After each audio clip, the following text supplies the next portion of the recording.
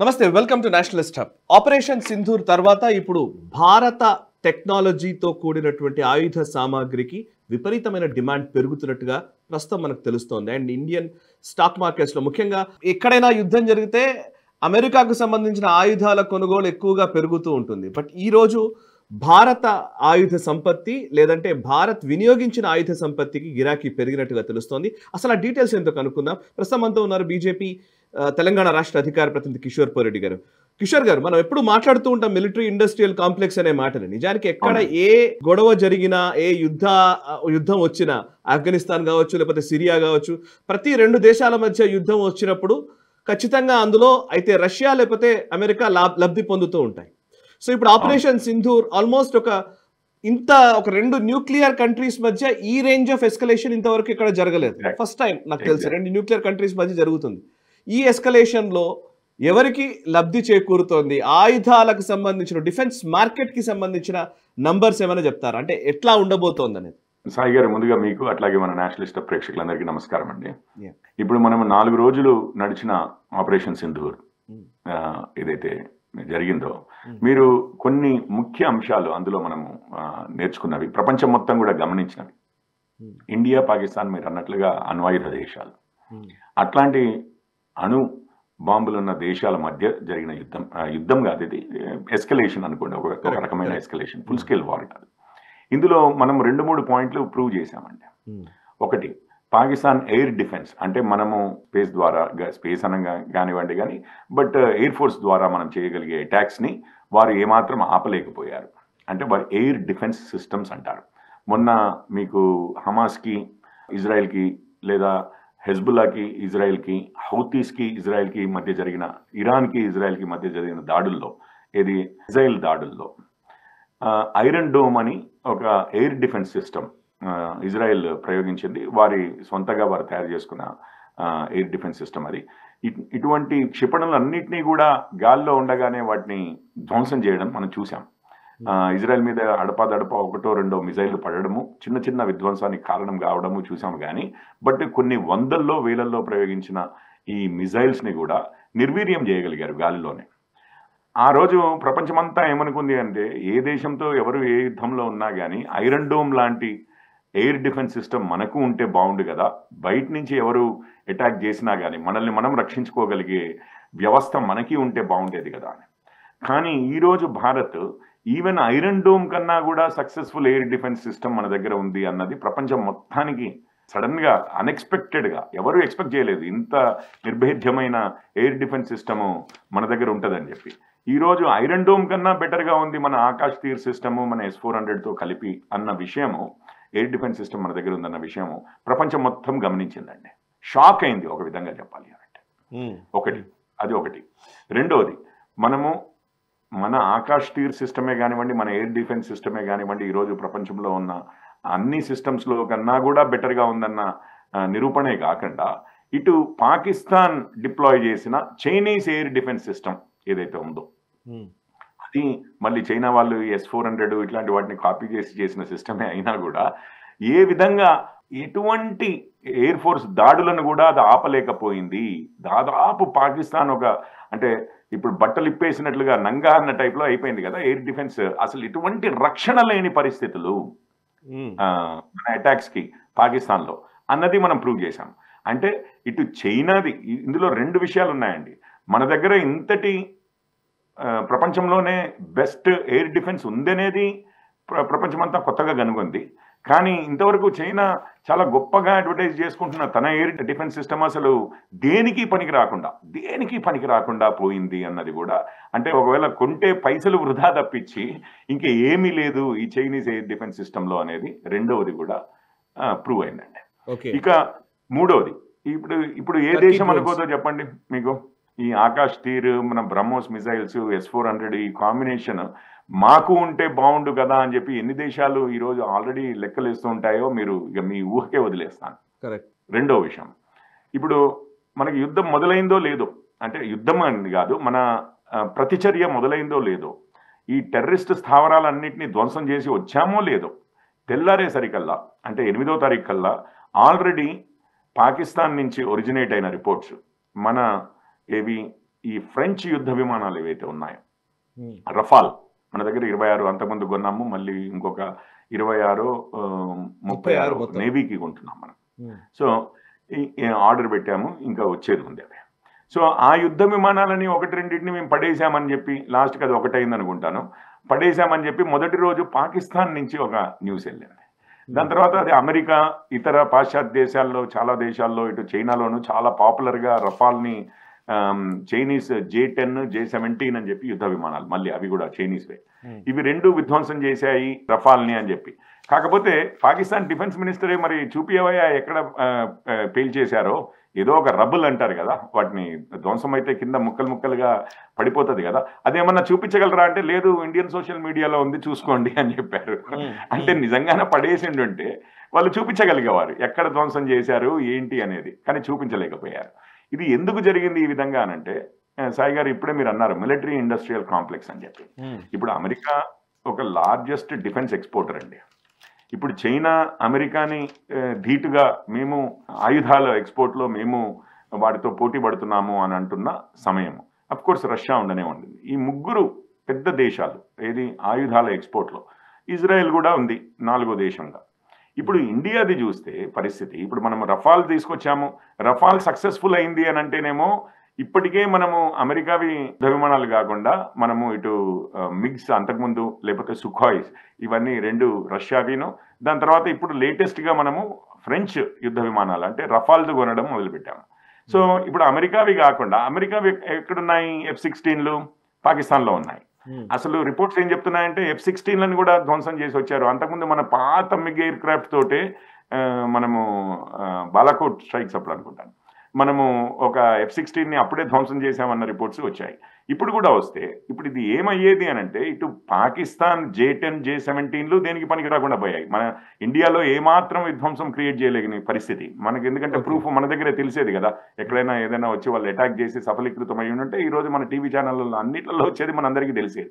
ఇటు మన దగ్గర అటాక్ చేయడమే కాకుండా ఆ యుద్ధ విమానాలు ఈవెన్ పాకిస్తాన్ని కూడా డిఫెండ్ చేయలేకపోయాయి అన్న న్యూస్ బయటికి వస్తే, ఇటు చైనా ఆయుధాల ఇండస్ట్రీ, అటు అమెరికా ఆయుధాల ఇండస్ట్రీ, ఇవి 2 అతిపెద్ద దేశాలు ఆయుధాల దీంట్లో, రష్యాతో పాటు 3, ఈ 2 కొలాప్స్ అయ్యి ఎక్కడ మొత్తం రఫాల్, ఇటు రష్యాది S-400 సిస్టము, మన ఆకాష్ తీర్, ఇవి 3 ఇప్పుడు హాట్ టాపిక్స్ అండి వరల్డ్ మొత్తము.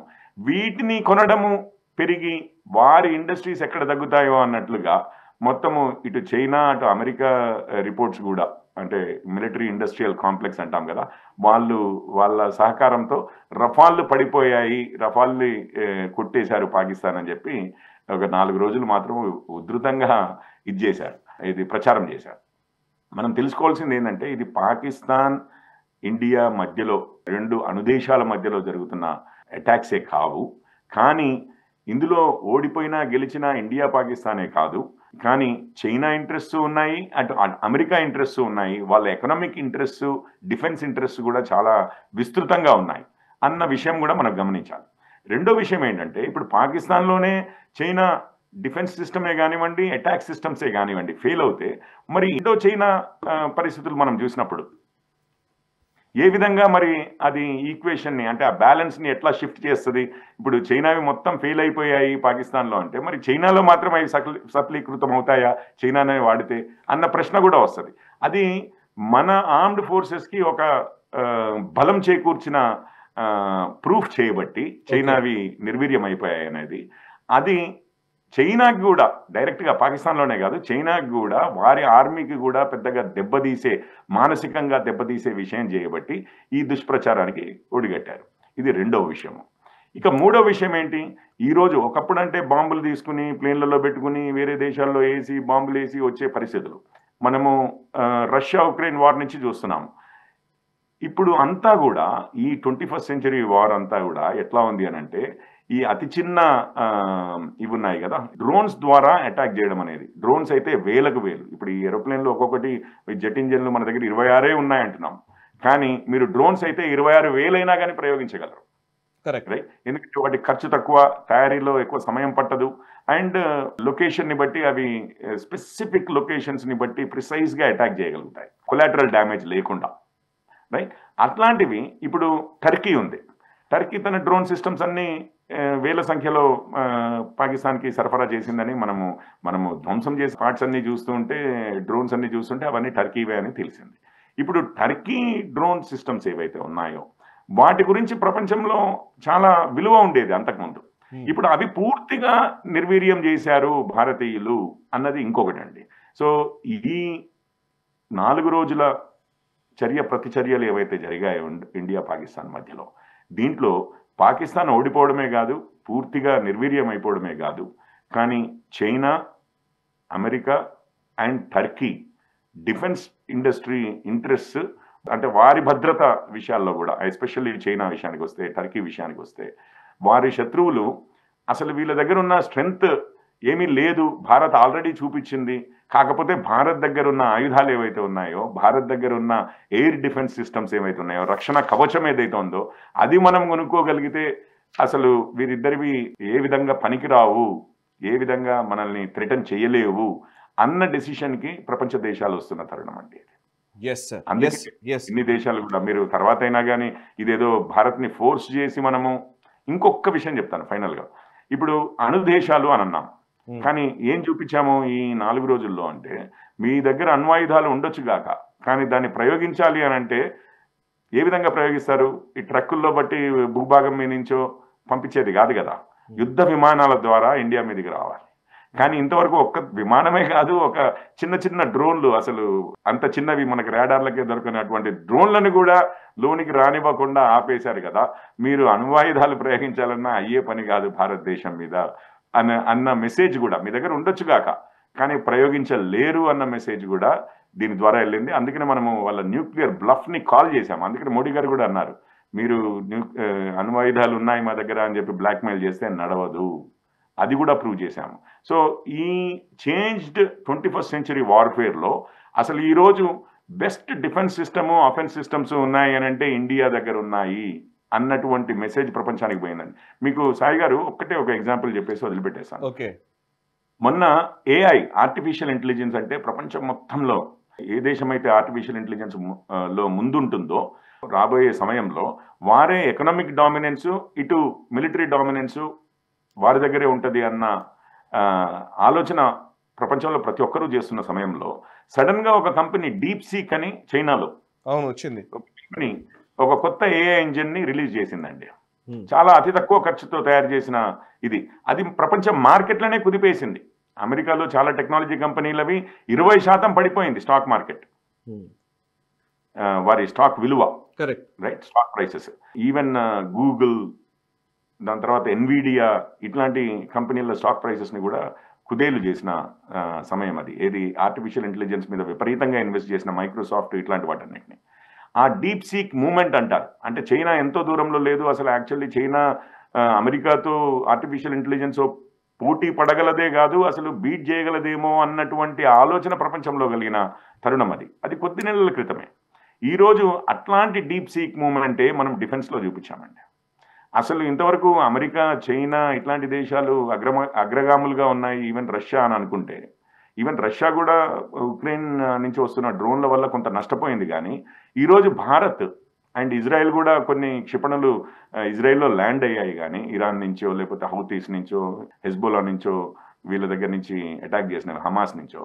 కానీ ఈరోజు వీటన్నిటికంటే సుపీరియర్గా భారత్ ఇటు రక్షణ కవచమే కానివ్వండి, అటు అటాక్ చేయగలిగే క్యాపబిలిటీయే కానివ్వండి ఉన్నాయి అన్న కొత్త నిజము ప్రపంచం అర్థం చేసుకునే ఇదవుతోంది. అండ్ వచ్చే 6 నుంచి 9 నెలల్లో మీరు చూడండి, ఇవంతా అనలైజ్ చేసి ఎన్నో దేశాలు మన ఎయిర్ డిఫెన్స్ సిస్టమ్, రైట్, దానికోసమును ఎస్పెషల్లీ ఎయిర్ డిఫెన్స్ సిస్టము, అది జెట్స్ ఇవే కాకుండా, యుద్ధ విమానాలే కాకుండా ఈ డ్రోన్స్ అటాక్స్ నుంచి, క్షిపణుల యుద్ధ విమానాల డ్రోన్స్ ఈ అటాక్సే కాకుండా ఈ మూడిటి అటాక్స్ నుంచి రక్షించగలిగే రక్షణ కవచము కోసమని ఎంతమంది బార్లు తీస్తారో మీరే చూడండి.